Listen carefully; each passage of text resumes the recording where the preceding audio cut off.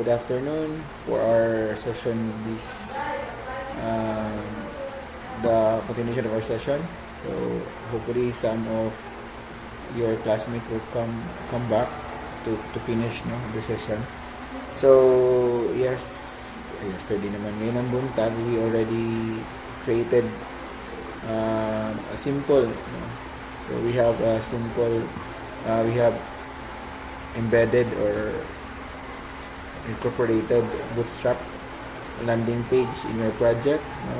Ikaw mo na bala how you are going to put your contents there, as long as I teach you already how you're going to use it in your project. And after it, we have this login template also that we've used in Bootstrap 4. Then we managed to create a database for our user, and we have also one table for our user. And then for our users, then after that, we managed to check if the user is already on the database. So remember me functionality, probably there are some, as a simple system, you don't need not to remember, especially systems like record management system, you don't need to remember because sometimes you forget, you forgot na log out and always have this data on the browser. So this so cookie thing is very easy na lang po to set up, but I will just not include in my discussion. You can just remove it here. Siguro the lacking part of here is siguro the page where, or a button where we can go back at the home. Home. Right now, you can also create that one. Sign in that PHP. Okay, we can use Frigoro. We will use the image. When we click the image, we go directly, or we can. How can we do that? I will just at the back na lang. My layout is not finished. It's only a demonstration. So actually, wala na unsa lang. Pero just teach you how you're going to properly manipulate the pages. So it's easier naman to create a link by using this one, link trail, link href. So it's on the sign in, so it's the same privilege, same directory for the index. So we have sign in and index, so no need to put that. So just automatically that index.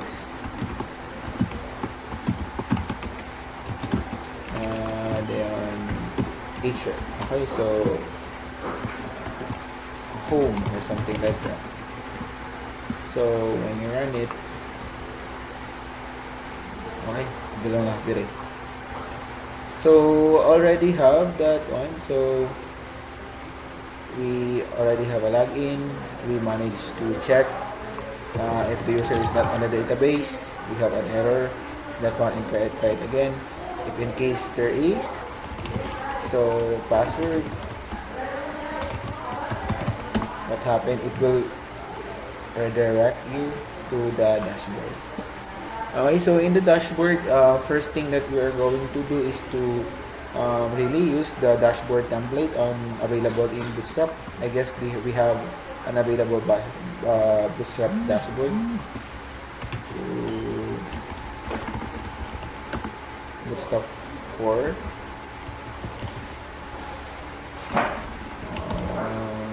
Bootstrap 4 template. So okay, again, we can use this one as our template. So we already downloaded it in our in here in our Bootstrap 1.0 docs 4.0 again. We have examples. We can see here the dashboard. Okay, so we have here the dashboard. All we need to do is to copy this one and paste it on the Capstone project, and paste it here, and change this one to dashboard.php. So what will happen in here when we refresh it? So it's on the script now. We have script dashboard. So we will try to, on the login, we will try to change it to dashboard. So since login is inside the script, so meaning it will, when this code tells the compiler that the dashboard.php is inside the script, so we're telling that the dashboard.php is not in the script directory, that is why we'll put that. So in outside is a script, because here the login.php is already on the script directory in here. So when you say header location, so it's based on the script directory. Now we don't have the dashboard.php in here. The dashboard.php is outside, in here. So that is why all we need to do is to change that one to add that on the dashboard. So save it, okay, and then we try again. Password. So as you can see here, we have now the content for the dashboard. So all we need to do is to set some configuration on the dashboard.php. So we will fix some errors before doing the content. Like for example here, we have to change it to images,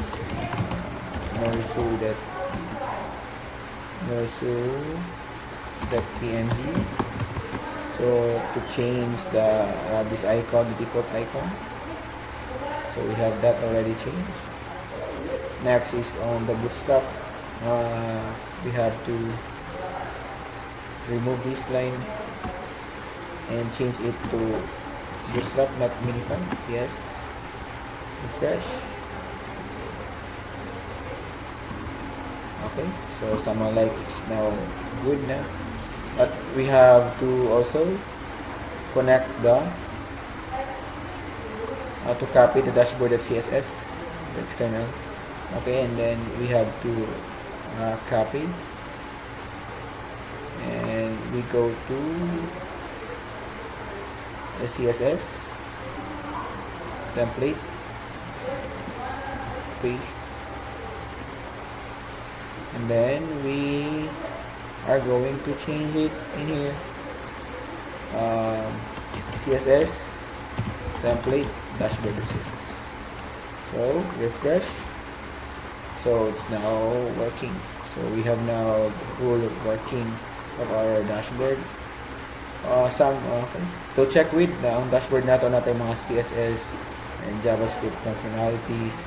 Also, as you can see here, we can change it into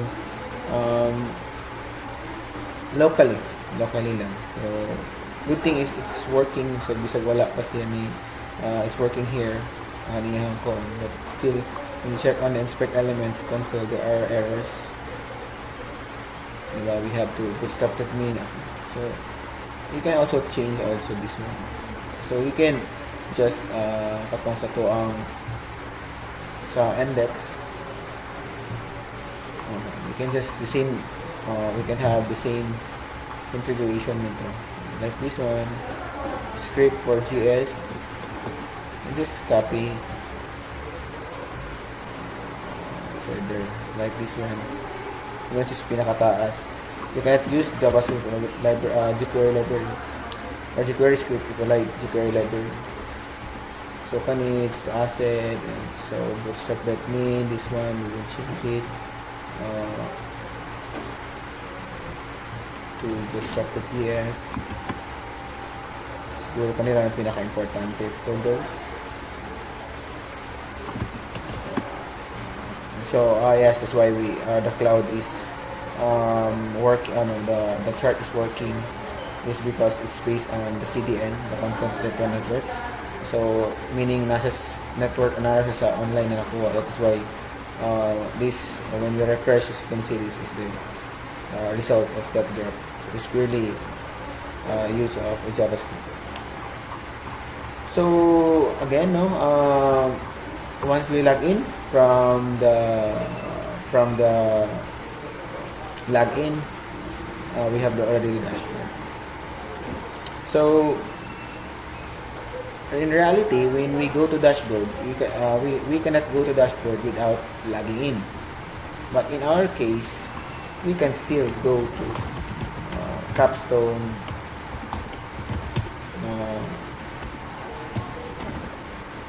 Capstone, then we have here dashboard.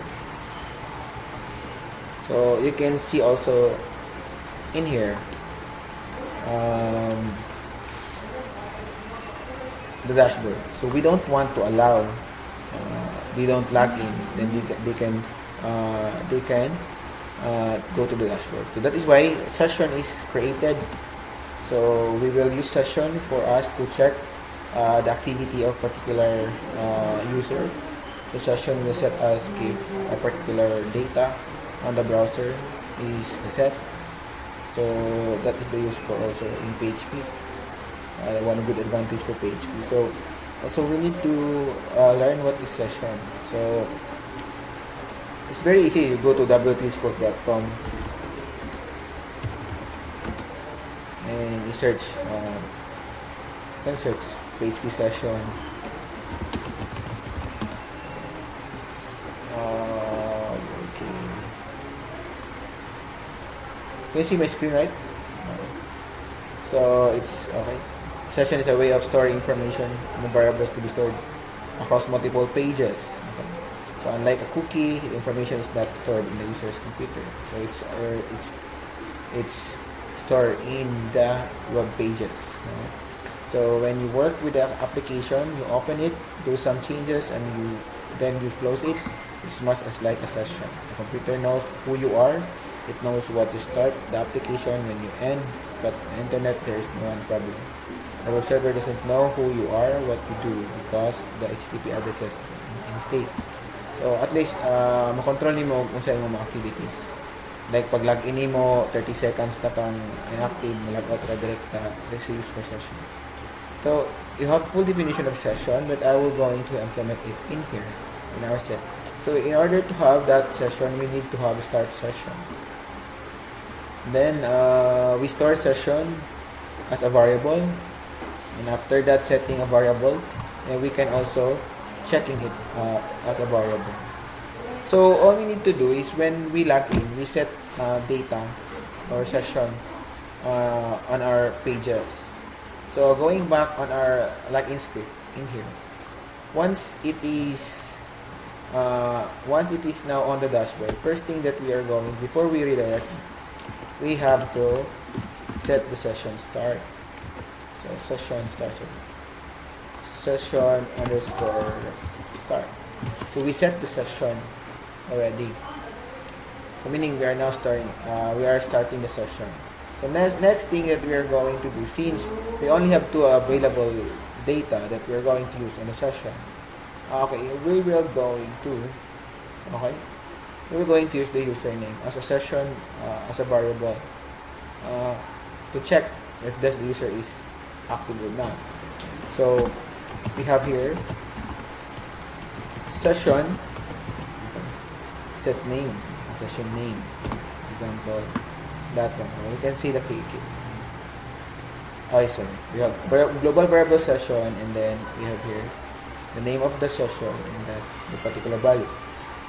So again, use the global variable session, the name of the session, username, and the value for the username. Clean.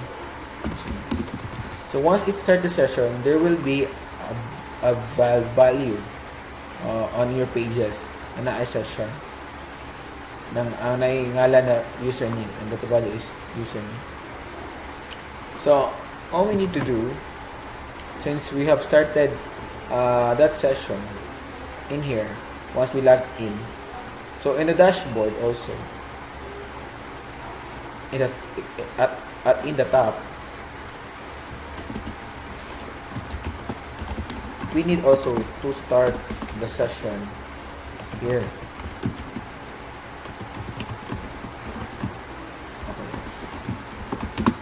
Okay, so you have this. So once you start the session, you can, once the page has started this session, you can check all the available variables in that session. So we only have one session variable running, which is the username. We can output that echo session and username. This is how we were going to get the data from the session. So as you can see right now, going back to the login, right, that one. Once we log in, when we finish, we managed to have a correct credentials for our login. So sign in, we start the session. After starting the session, we created the variable username. So that is, nakita ninyo na gamay ni siya, ni-move back below. It is because sa pinakataas in our page, hindi makita lang. We can page search na lang to be exact. Nakita nimo the username that was set. May username. Nakita ninyo. So meaning that is why naubos siya. That makes the reason why naubos siya. It is because. So now, if we manage to go to the dashboard without logging in, inspect element, inspect data reference, you can see it's still the same. Naara lagi Japan, sir. Yes. It is because the session will just store there a specific time. All we need to do is to set it or flush it or clear it in order for us to get rid of this username. So for example, parang ato siyang maset, there is how we're going to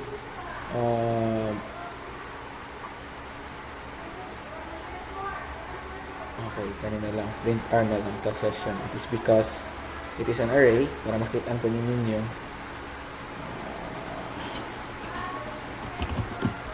Print R session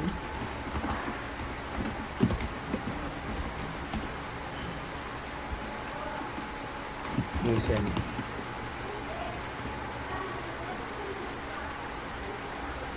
Okay, session nila. Sorry for that, all the variables nila.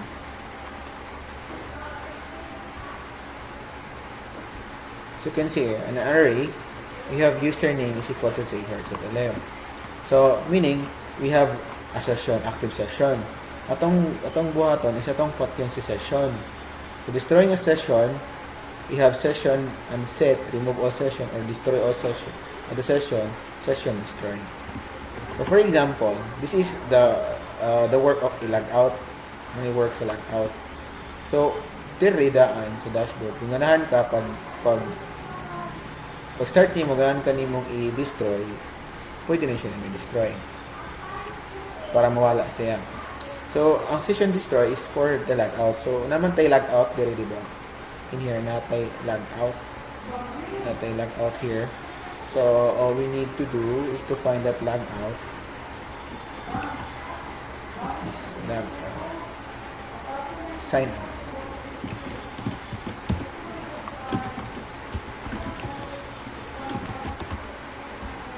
Sign out.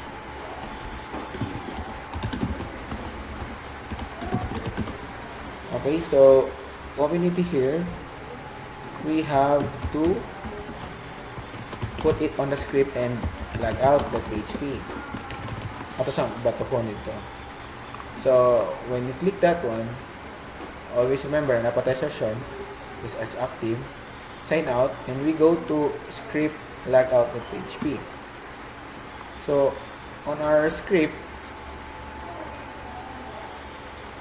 we create logout.php.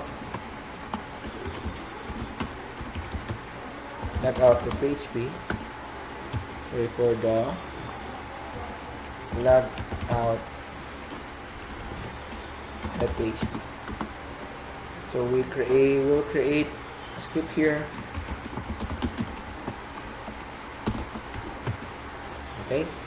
So first is we have to start the session. Sorry, session start. So once session start, imo siyang i-check if ang session may username. So what is the username? Sorry for that small letter. Okay. I-set na to siya. So if i-set, meaning na-set siya. If naa siya, all you need to do is destroy.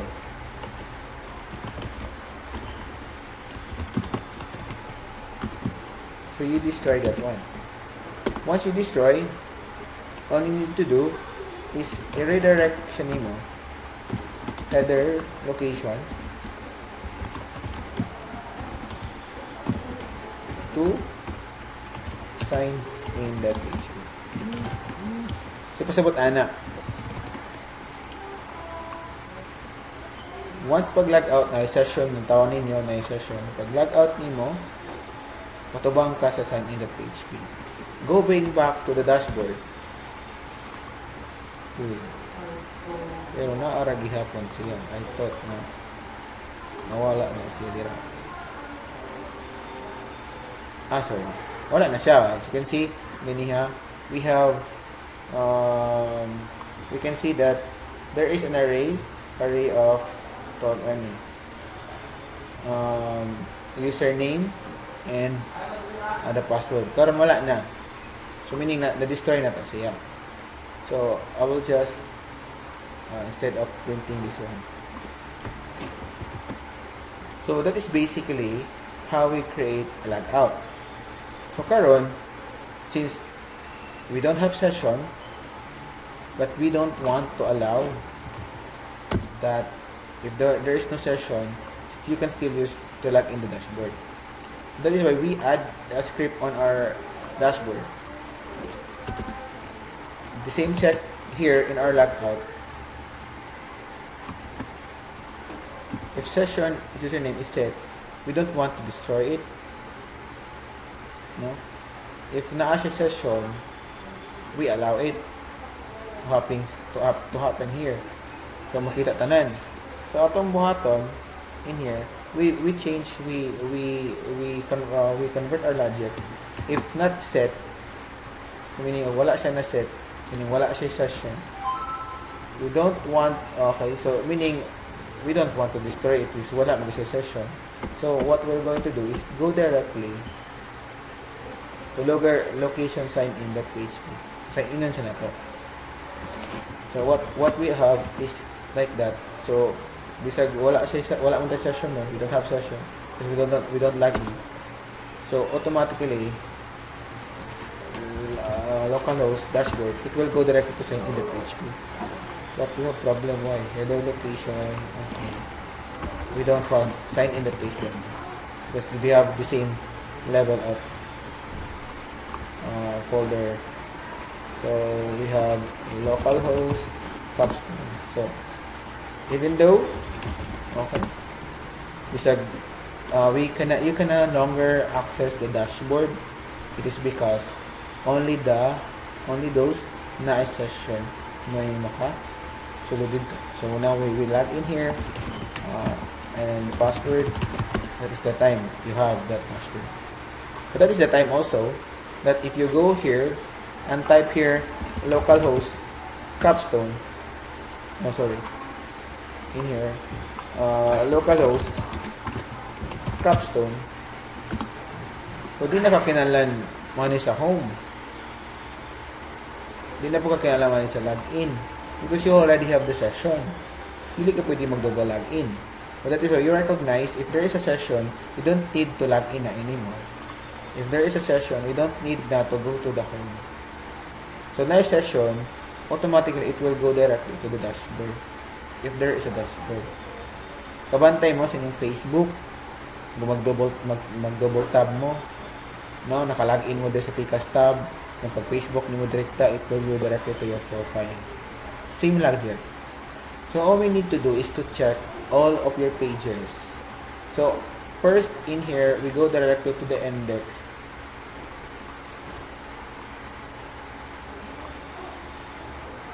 Now, we go to the index. On the top part of your index is the same part. Okay. So, all we need to do, so if set, okay, else if, so if na else since dashboard naman siya, no need na. Diba? Sa dashboard na siya. So, we go to index and we will have a skip here.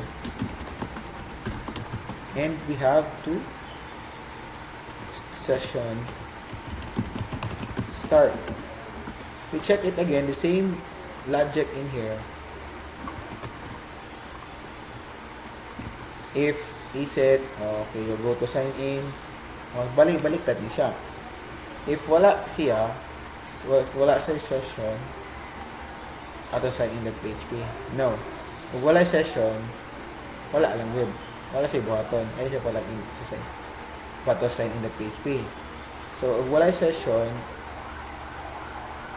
wala lang. So, kung ano to ang logic, if na session, that is the time maingon ka na dashboard.php. At ang pag-check, if na session ang mo-visit sa index.php, idirekta nimo siya sa dashboard.php. Okay? Sa dashboard. Bali mo, dashboard. That's a direkta. So that's why if now we have a session right like that one, so we have an active session, when I type localhost, then /capstone, you don't need not to go to the landing page because you already have a session. The same thing when we go to our sign in. We don't need to go to sign in if there is a session. All we need to do is go to the sign in and start of the page. Just copy what we put on our index. If session start, if there is a session, go directly to dashboard page. Dili na ka magpalagin mo siya. So that is one. So that's why when you log out, that's the time there is no session. That's the time you go to log in. That's the time siguro na you have also the landing page. But if there is a session, okay, that is the time that you no longer browse it in here. Automatic na siya ito sa dashboard. Okay?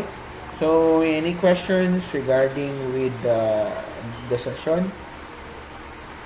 May I know your what is in your mind?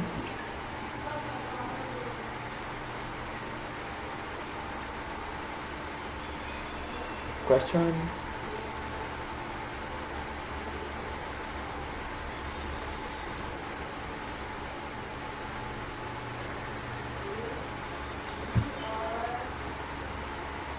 Question, guys?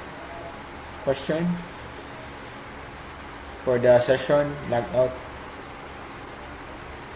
Wala na. So, we have log out already.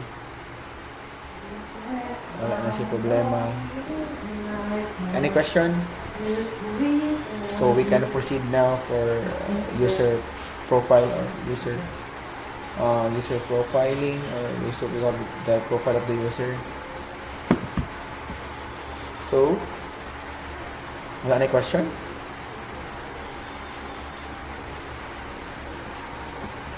Okay. So, wala na. Okay. Give me 5 minutes break to what you call it, to stop the session, the recording, and also to save it. Okay? 5 minutes lang, 5 minutes. I will be back.